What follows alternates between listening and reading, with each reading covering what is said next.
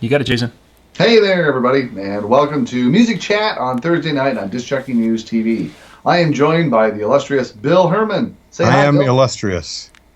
And the very famous and underrated John Young. Who's underrating him? When did he get underrated? My wife was writing in last week, so. And so tonight, as we've been doing, we dedicate all kinds of time, not too much, not too little, and dedicate it to music. What's working on the dance floor, what's not working on the dance floor, what's hot and new, and will it even work even because it's popular, and what do you do, and where do you put it? And tonight, we're going to go jump into the way back. Hold on, I'm writing all that stuff down. And the very famous... That's really confusing. And if you don't know what that is a reference to the old new movie, Mr. Peabody. Wayback Machine. And Sherman. Mm-hmm. Way back. Yeah. All right. So let's get started with music and what's new in the top five from our various sources. So one of the go-to places to start with things is to start with the most downloaded, since that's where pretty much most everybody is.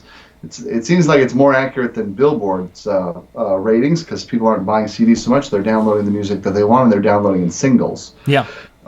So this week, of course, Happy is in there. Pharrell. We talked about that last week because that was also in the top five. Yeah.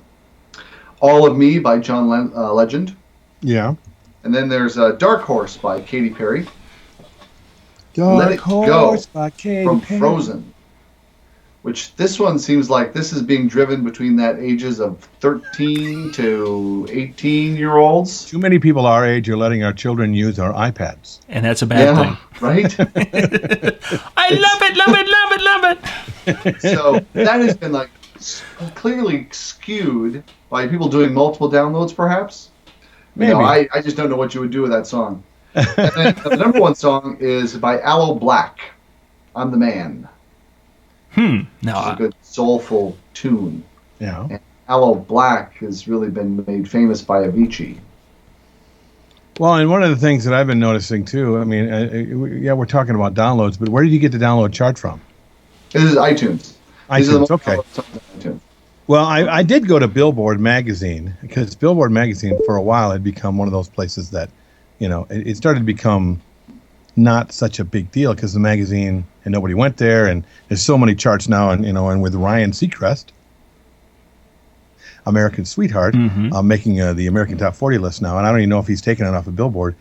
I went in there, and you know that when it comes to downloaded or digital songs, according to Billboard, there's a lot of charts for that.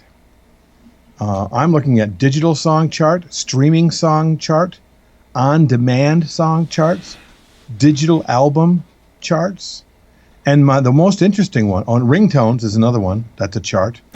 The most interesting one was ringtones. You want to know what the top five ringtones are?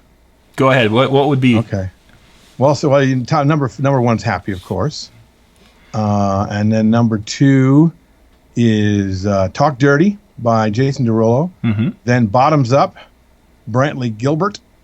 And then Dark Horse, Katy Perry, and then Drunk in Love with Beyonce. Drunk in Love. She's topped the ringtone chart. She has, which I wonder, what kind of money comes with that. But the most interesting, I figured out the mystery why when you call people nowadays, they don't pick up, but if you text them, they answer right away. Right. Because when you call them, they hear their favorite song. Oh, and why would you want to end that? Well, you got to end it in about 30 seconds as it is. As it repeats. Right. Unless, of course, you have a Droid. A Droid will play longer than an iPhone. So. Well, here was the one that I found the most interesting. The Social 50. This is a chart ranking the most attractive... Well, it says here, a ranking of the most attractive artists on the world's leading social networking sites. Artists' popularity determined by a formula blending their weekly additions of friends, fans, followers, along with an artist page view and weekly song plays, as measured by something called Next Big Sound. So this is like the algorithm. Apparently, yeah. And there's, I can give you 10 or I can give you 5. Top 10 starts with Bruno Mars, Then number 9, Pitbull. Number 8, Selena Gomez. Number 7, Eminem. Number 6, Beyonce. Number 5, Katy Perry. Number 4, Taylor Swift. Number 3, Miley Cyrus. Number 2, Shakira. And see if you can guess what number 1 is.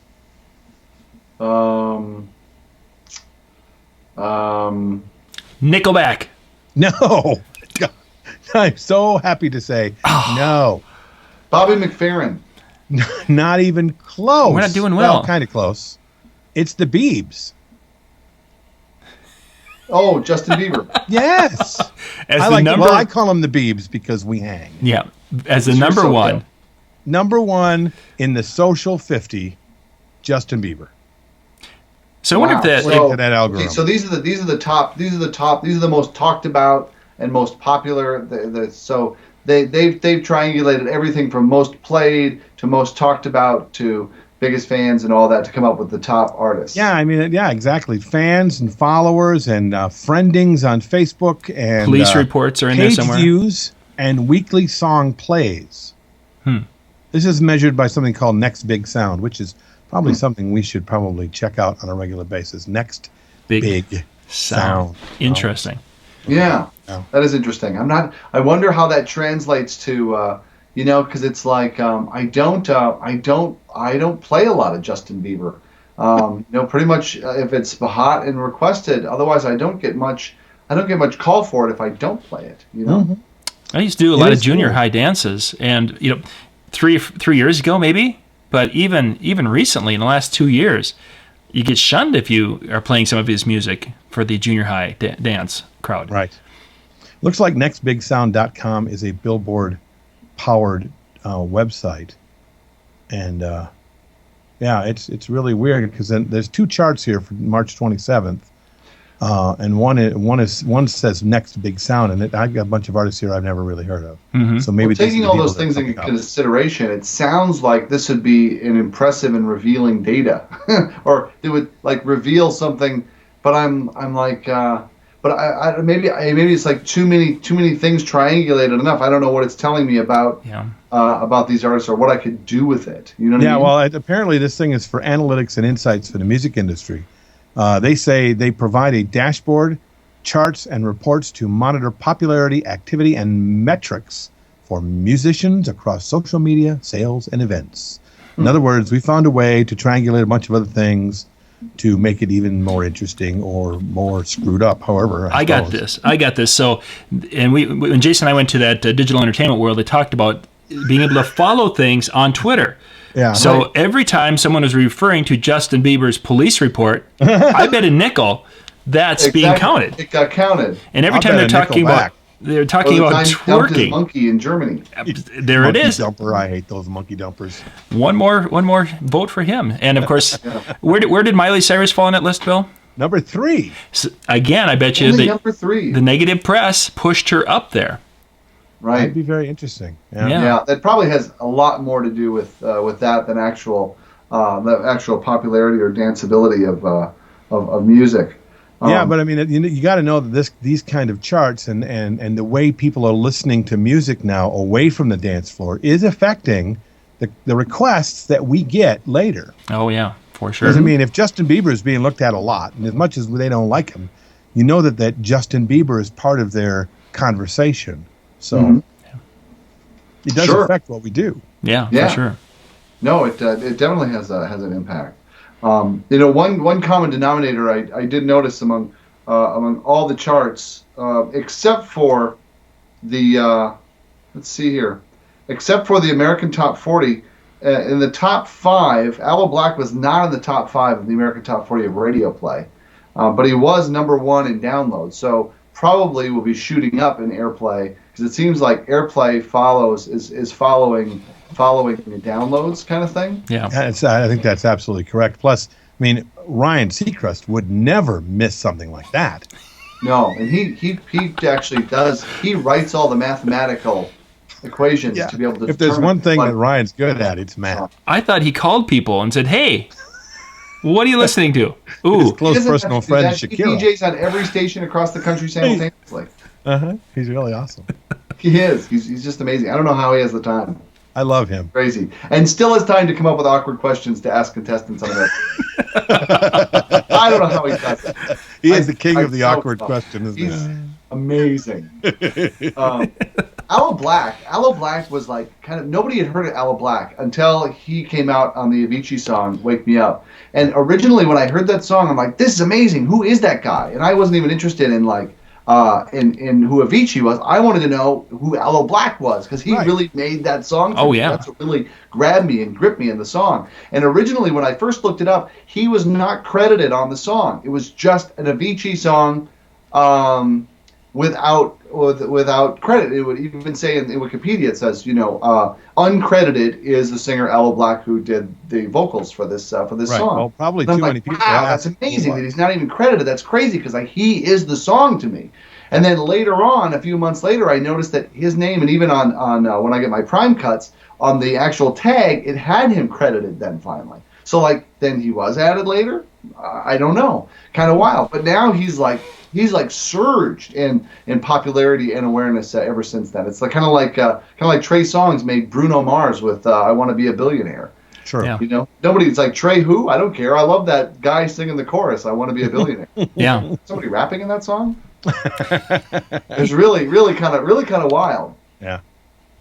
That otherwise, I don't think that if it wasn't for the triangulation with Aloe Black being in that song with his particular style, I don't think he would have caught on like he has. He's just kind of was propelled to superstardom. Oh, for sure. We'll see.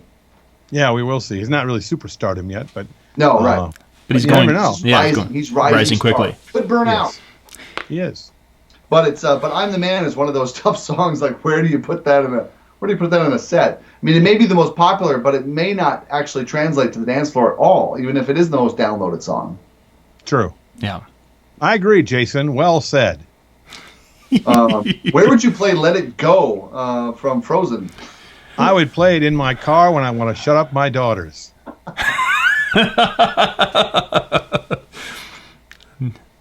John, I don't have my daughter wouldn't. Well, and we just watched Frozen this past weekend, so the boys got to hear it for the first time. But they had seen the guy who did all the Disney voices of it, which of course is fabulous on YouTube. If you haven't seen that, you can check out the Sunday Night Email. It was actually the DiscJockeyNews.com. You go to the Sunday Night trending email. It was the trending video. So they've heard that, and they were actually kind of disappointed to hear it in a movie. So they were hoping to see the characters singing it from the guy's voice and everything he did. So they didn't really appreciate the cartoon thing. They really wanted to see live action. No. They wanted to see, because I think he has Mickey Mouse and he has Goofy and that's right. He has all the characters singing it. So the kids were hoping that this, at the end of the movie, it was going to be all the characters coming together and singing this, this Disney thing. And then they were wondering, and then the other thing is they were wondering how the Disney was going to mess up Star Wars and make it a musical. Okay, that's something I would go and see. So I can see Darth Vader.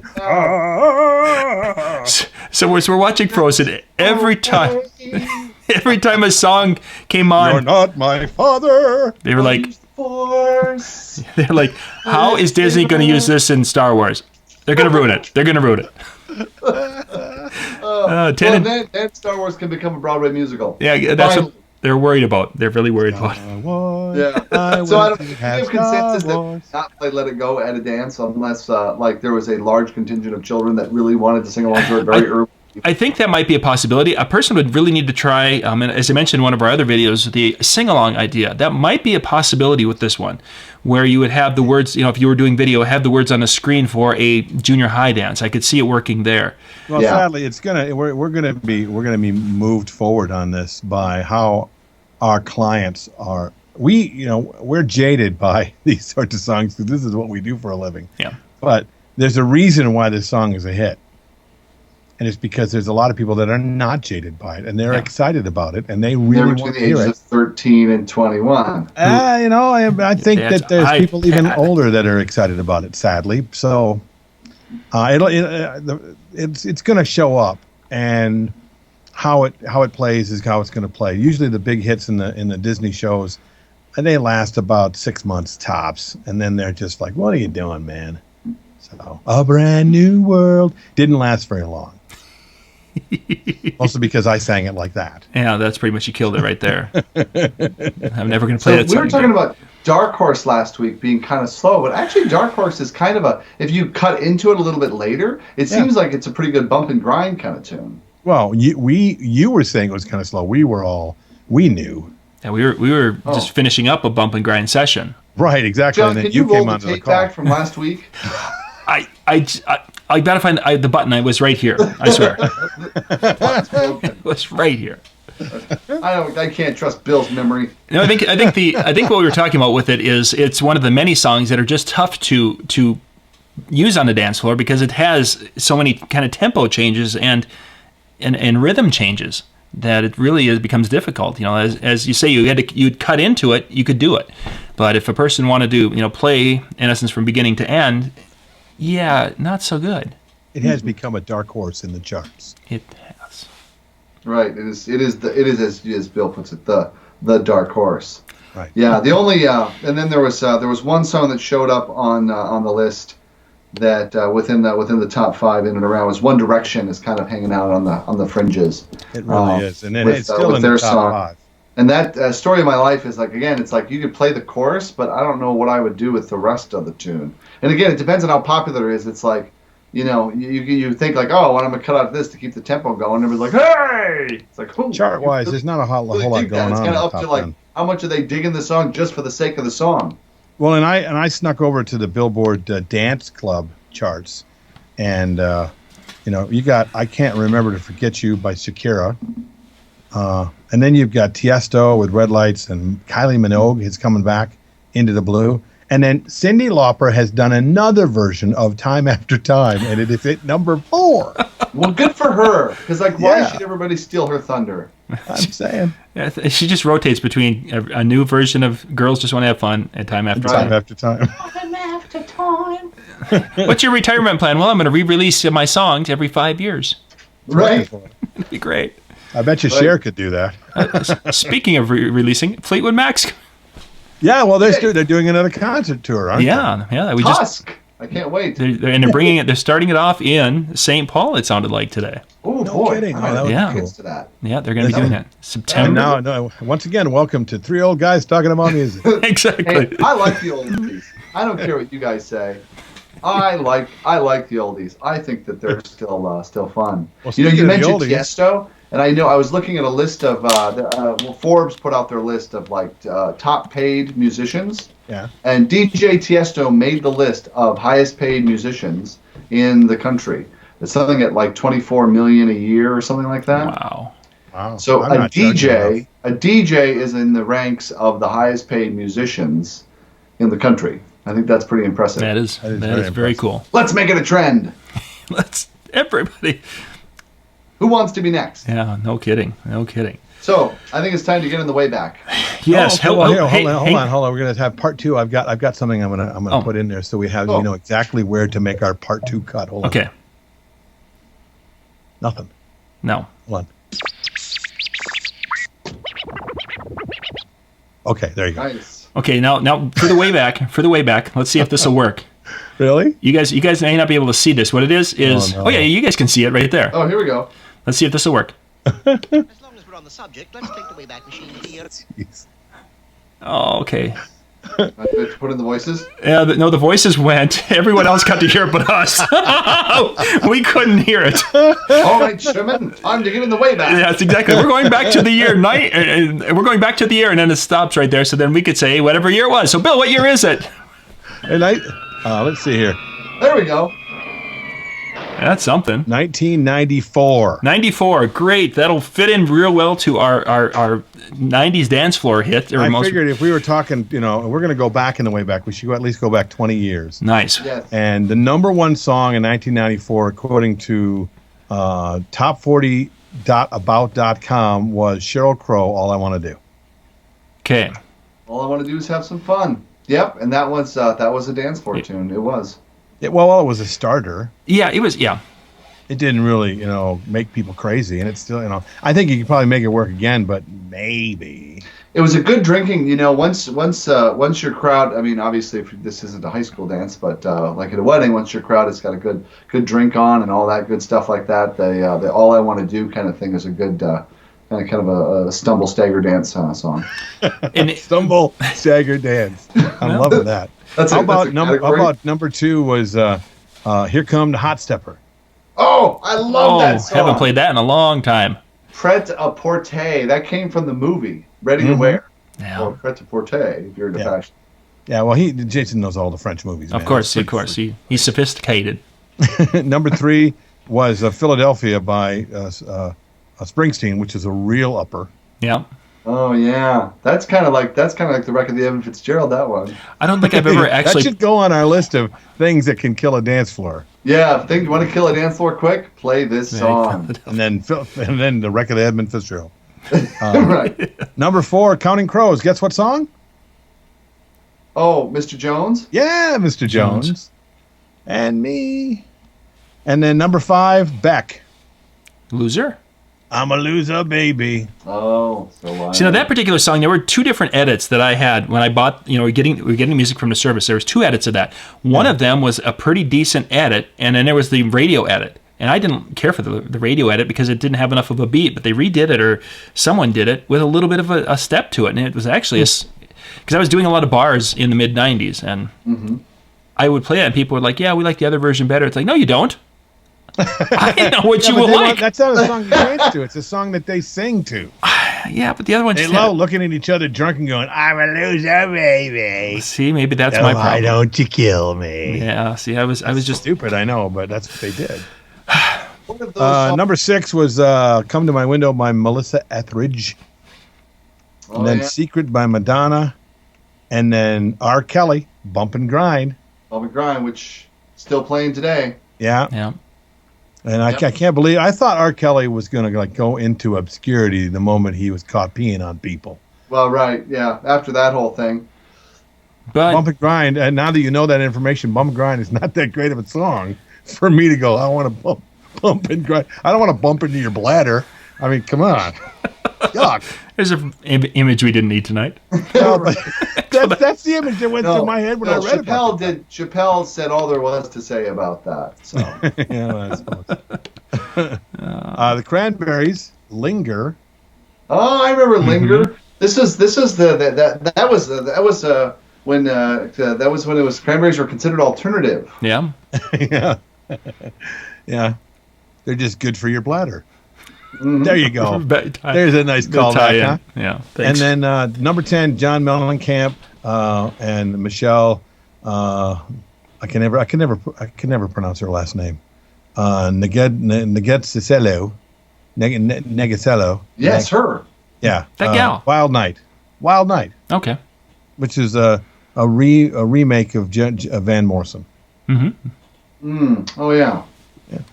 All right, that's what I got. The top 10. Those are the top 10 for the entire year of 1994. But there were a lot more songs that year that did really well. 90s, did really well. 94 being 20 years ago, that was kind of, if you just went with those top 10 songs, there's not many songs you would use to make it happen. What of those 10? Besides R. Kelly, "Bump and Grind," what other songs would you still play? I've still had success with "Here Comes the Hot Stepper." Not with the whole song, but to drop in part of the song in a set. Yeah, at the very beginning. Still work. People will be like, "Oh yeah, I remember this song. This is fun." See, I think it has to kind of be in the middle of a set somewhere, but yeah, it would have to be in there. Melissa Etheridge, you said, was in that set. Come to My Window. So that would be, and I've actually used that one as the latter part when you're kind of transitioning from the dinner to the dance. The voyeurism. And you want to have that type of a song. So that's where I would use something like that. Maybe not that particular song, but I've used some of Melissa Etheridge songs towards that latter part of the dinner when you want to have a little bit more of you're starting to pick up the pace a little bit and have something that a lot of the people in that 40-something age group would know and be able to sing along to, because Melissa Etheridge had at that time, basically from the 20-somethings all the way up to probably about 50 years old were really into her if they were into her style of music. Well, what else is a big song that year? The Ace of Base was really big in 1994 too. Yeah. The Oh Sign yeah, was was that the year the Sign was? it was. Or was that All That She Wants? No, it was. Well, I think it was both. In fact, all three of their songs, All That She Wants, Don't Turn Around, and The Sign, all charted that year. Well, they're all off. They were released all off the same album. Right. I mean, The Sign was so ridiculously popular that I had couples that wanted to do their first dance to that song. I know. Like, You told me do that. this. You know what the lyrics are. You know what they're singing, right? It's about breakup, right? Boys to Men did I'll Make Love to You Like I Always Do. They did it better than that. I wouldn't play. I don't remember the last time I played Ace of Base. Yeah. And last summer, I think I had 3 different weddings where someone was, multiple people, but they were into Ace of Base.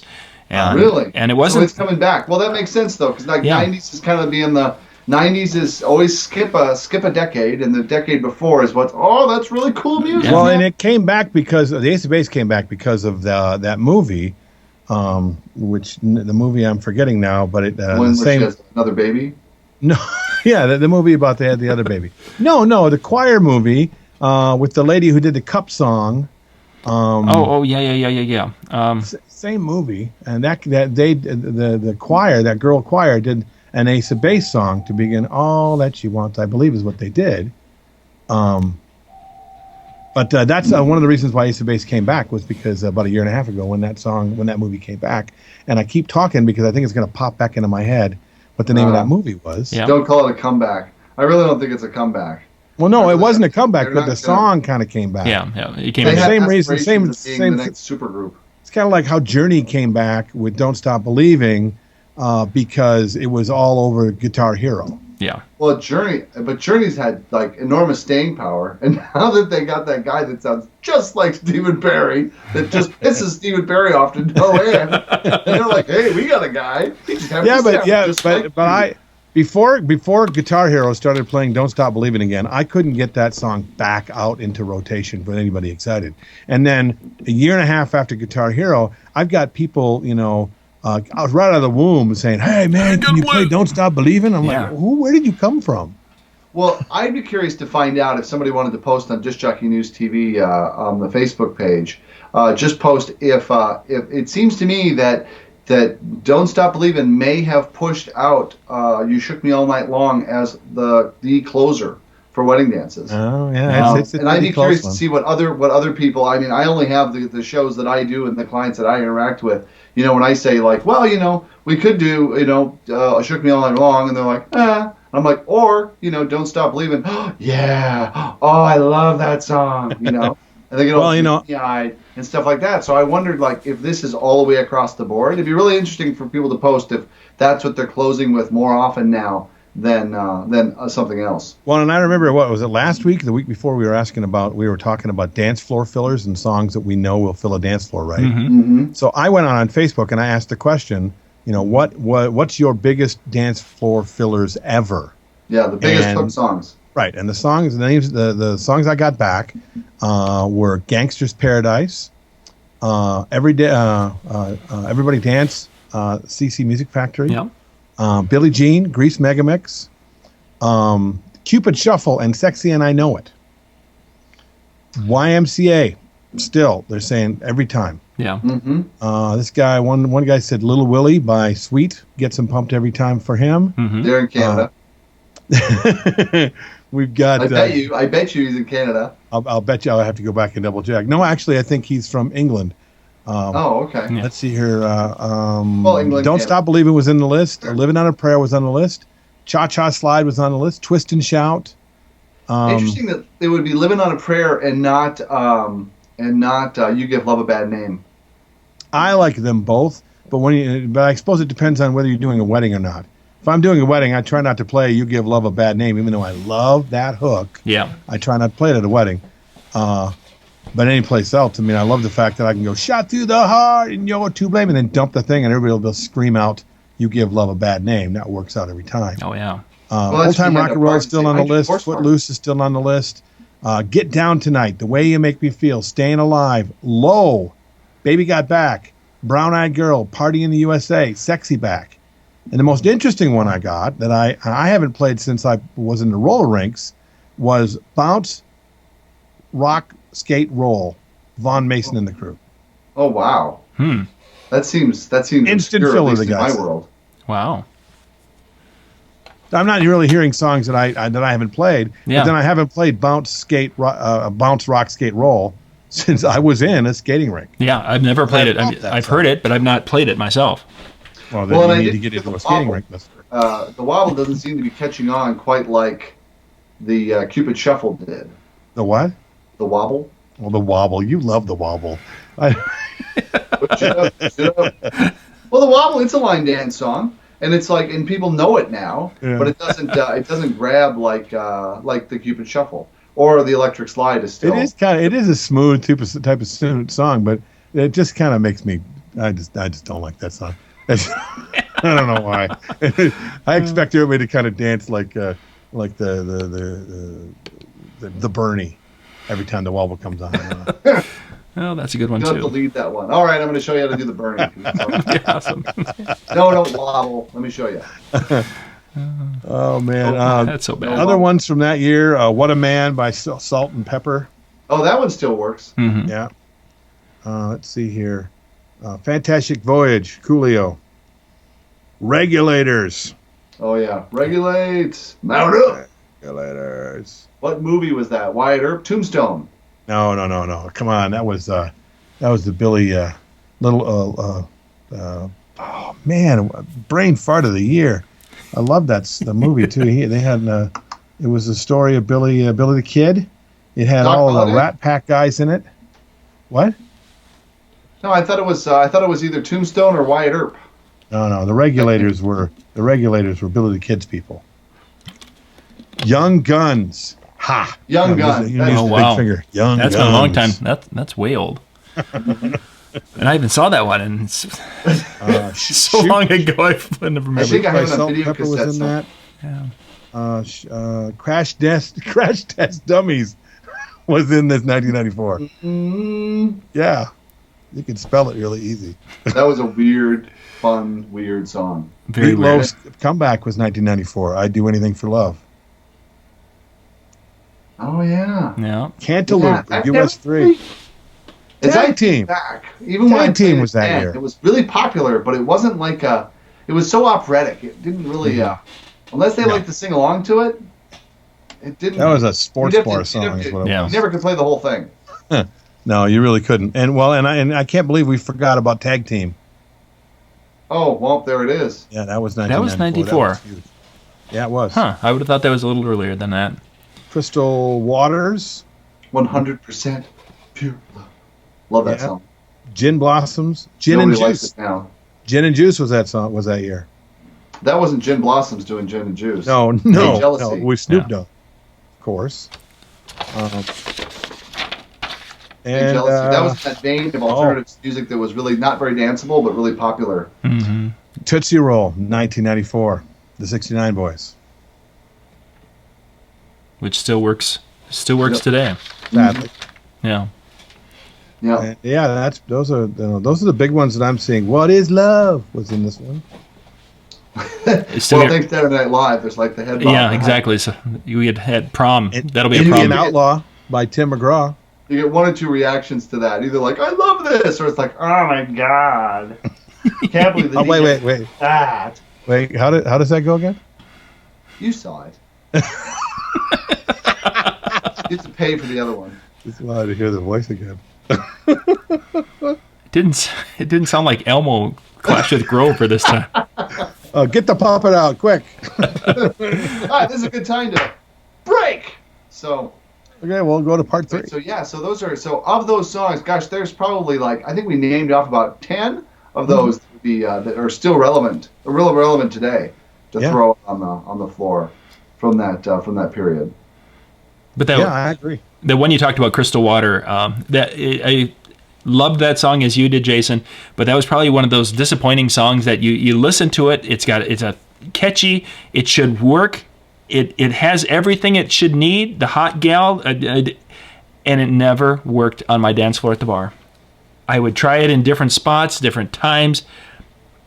You mean when it was popular or after? Yes, Yeah, during that same time thing frame. for me. Same Thing for me. There's just some songs that are out there, and you just can't get them to work. And it should. I mean, it fit all the criteria. Yeah, that's true. Either that, or it works for such a short amount of time, and then it like escapes into oblivion, like La Bouche, Be My Lover. Great song. Yes. Really, really hot song. Really great rhythms. Great dance. It's got everything going for it. And I wouldn't even dare play it to be like, what's this? Well, Black Box did that really quick. Black Box disappeared for really quickly. Yeah. Now you only hear it during grand entrances. Right. That's all we use it for. Oh. And people go, wow, that's a great song. Well, who does that? Yeah, that's a catchy thing. Wasn't that a hit at some point? It was. Oh. Oh, man. Cool. Yeah. Well, everything from Pump Up the Volume. Dance. I love that song. I loved that song. Yeah. It's a great tune. Because Mars does need women. Getting started with these the studio, though the DJs turning musicians like Avicii, who are laying down tracks, actually creating their own music now. And who better to know how to put a hook together than a DJ who looks and plays hooks all the time? Yeah. I think it's why the guys have had such a success with "Sexy and I Know It" and "Party Rock Anthem." I mean, it's like anything in Party Rock Anthem designing it to hook dance floors into hook parties, Well, and Party Rock Anthem. I mean, those guys who put that music together, they kept everything at 130 beats per minute, so you can mix all of their songs in with all of their songs with all of their songs. They weren't stupid. Exactly. Yeah. Exactly. So we've got a big announcement, Bill. We do? Yeah. Tell us about that. You guys are going to be traveling once again. Yeah. The entertainment experience. I forgot we were even going to bring that up. We're just talking music. Those people that know us know that we have. Quit by now? We have a workshop called the Entertainment Experience. We've done it, I don't know, half a dozen times around the world now, and we got back from the last one, which was in Australia, which is in January of the last year. With a bunch of guys that just, had some amazing experiences and have already started to create some amazing things.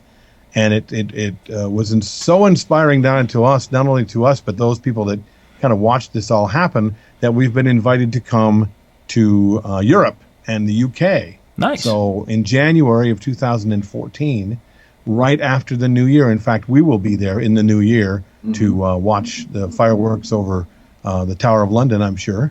And then a few days later, we're going to have our workshop there in Europe, in the UK. January of 2015. It just occurred to me that we get New Year's Eve in London. Yeah, isn't that cool? How fun is that? Yeah. And I understand you might be able to get in London. I understand you might be able to get a pint or two in New Year's Eve in London. But just two, I think. They're rationing. Right. They're rationing. Well, it's not World War II. The Blitzkrieg is not coming through. It's just us with the entertainment experience, man. Invasion.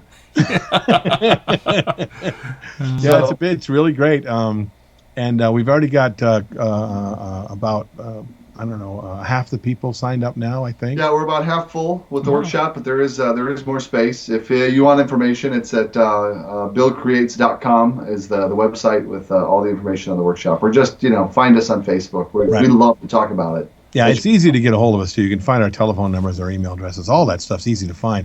But the thing that has got the most interesting things to the people that are looking to pay for it is the fact that this year and last year we made it available for people to buy over time on a payment plan with no interest at all.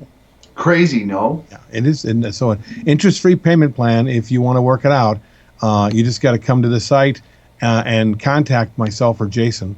You can contact me, but I'll probably put you in front of Jason because I'm mathematically an idiot.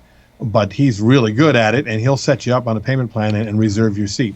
So it's been great, and the fact that we'll be able to learn a new language, I'm really excited about that as well. Yeah, proper English, finally. Whatever are you talking about? Ain't got no. We're going to go over and completely convince everyone that the ugly American actually exists. You're living Right, yeah, and maintain America's tourist reputation of being Speaking of Ryan Seacrest. obnoxious and loud and belligerent. something to strive for there, guys. Yeah, exactly. Right. One thing that we have to try, though, that I discovered talking to Barney is that Barney, you know how we'll say instead of we'll say $100, we might say $100. Well, the English equivalent of that is quid. So, Really? like 100 quid? Are you kidding? Like that's like saying $100, right? And it's like, and people, they never hear Yankees say that. They never hear people from, Americans like pick that up and say like, what, 30 quid? Really? 100 Like, squid. 30 quid, I don't huh? know why I would be eating seafood, but okay. So we have to use quid in a sentence when we're over there, at least a couple of times. Well, and then that's probably where quid pro quo comes from, huh? Yeah. But Huh? it's like whenever I go to Chuck and Don's to get my pet food, and they say, "Are you a friend of Chuck's?" I say, "No, I only know Don."